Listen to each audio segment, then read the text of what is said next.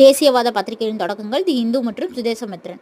D. Muthusamy என்பவர் சென்னை உயர்நீதிமன்றத்தின் முதல் இந்திய நீதிபதியாக 1877 நியமிக்கப்பட்டார். இது சென்னை மாகாணத்தில் ஒரு பெரிய பரபரப்பை ஏற்படுத்துச்சு.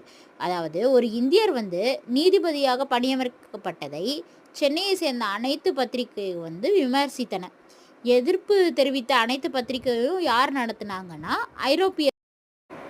ஐரோப்பியர்கள் தான் நடத்தினாங்க. சரிங்களா? அதுக்கப்புறம் எதிர்ப்பு தெரிவித்த அனைத்து பத்திரிகைகளும் இந்தியர்களின் எண்ணங்களை வெளிப்படுத்த ஒரு செய்தி பத்திரிகை தேவை என்பது உணரப்பட்டது. ஒரு செய்தி பத்திரிகை தேவை என்பது உணரப்பட்டது.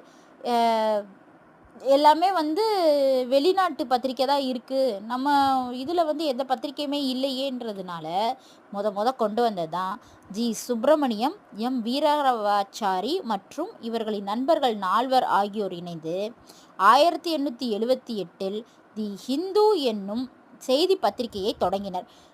அது மிக விரைவில் இச்செய்தியை பத்திரிகை தேசிய பிரச்சாரத்திற்கான கருவியாக மாறிடுச்சு.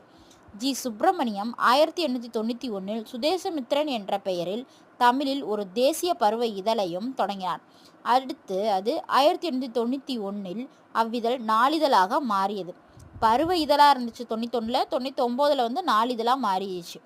Indian patriot, south Indian mail, Madras standard, Deshabhimani, Vijaya, Suryodayam, India போன்ற உள்நாட்டு பத்திரிகைகள் தொடங்கப்படுவதற்கு ஊக்கமளித்தது. ஃபஸ்ட்டு நம்மளுக்கு என்ன வந்துச்சு? 1877 டி. முத்துசாமின்றவர் உயர்நீதிமன்ற நீதிபதியாக வருவார். இவர் வந்ததை அனைத்து பத்திரிகையை விமர்சனம் செஞ்சிச்சு. அது பத்திரிகையை ஃபுல்லாக யார் நடத்தினான்னா ஐரோப்பியர்கள் தான் அந்த பத்திரிகையை ஃபுல்லாக நடத்திட்டு இருக்காங்க. நம்ம உள்நாட்டில் யாருமே நடத்தலை. அதை வச்சு தான் அவங்க 1878 என்ன பண்ணாங்க? தி ஹிந்துன்ற பத்திரிகையை தொடங்கினாங்க. அந்த ஹிந்துன்றது என்னவாயிடுச்சு? தேசிய பிரச்சாரத்திற்கான கருவியாகவே அந்த தி ஹிந்துன்ற நியூஸ் பேப்பர் மாறிடுச்சு. அதுக்கப்புறம் அதை ஓப்பன் பண்ணது யார்? அதாவது ஓப்பன் பண்ணதுன்னு சொல்கிறத விட அதை தொடங்கினது யாருன்னா ஜி. சுப்பிரமணியம், வீரராகவாச்சாரின் மற்றும் அவங்களோட ஃப்ரெண்ட்ஸ் 4 பேர் சேர்ந்து பண்ணாங்க.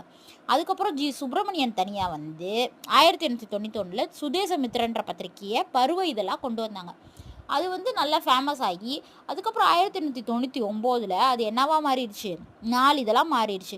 இதை பேசிக்காக வச்சு தான் patriot, south Indian mail, Madras standard, Deshabhimani, Vijaya, சூரியோதயன்ற பத்திரிகையெல்லாம் வந்துச்சு. இதில் இன்னொன்று என்னென்னா சுதேசமித்ரனில் நம்ம பாரதியார் துணை ஆசிரியராக வேலை பார்த்துருக்காரு.